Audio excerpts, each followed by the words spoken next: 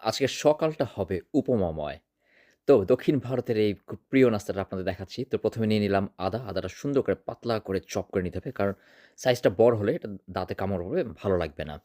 এরপরে আমার প্যানের মধ্যে নিয়ে নিচ্ছি কুকিং অয়েল, সাথে একটু নারিকেল তেল। এই নারিকেল তেলটাই হচ্ছে এই ডিশের গেম চেঞ্জার।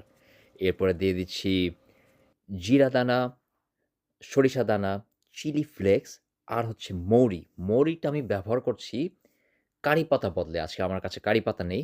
তো এটার অল্টারনেটিভ হিসেবে ভালো কাজ করে। এরপরে ১৫০ গ্রাম সুজি দিয়ে দিলাম। সুজিটা হচ্ছে একদম দানাদার সুজি। এরপরে আরেকটা পাত্রে আমি তারকা করে নিচ্ছি। এটা যদিও ট্র্যাডিশনাল মেথড না, আমি আমার স্টাইল বলতে পারেন। তো ওখানে তেল দিলাম, চিলি ফ্লেক্স আর আদা। ওইটা সামান্য একটু কালার করে এরপর আমার সুজির উপর ছড়িয়ে দিলাম। এরপর ভালো মতো এটা রোস্ট করতে হবে। কারণ এই রোস্টিংটাই হচ্ছে মেইন জিনিস যে ফ্লেভারের জন্য। এরপর হালকা কুসুম গরম পানি আমার সুজির মধ্যে দিয়ে দিলাম।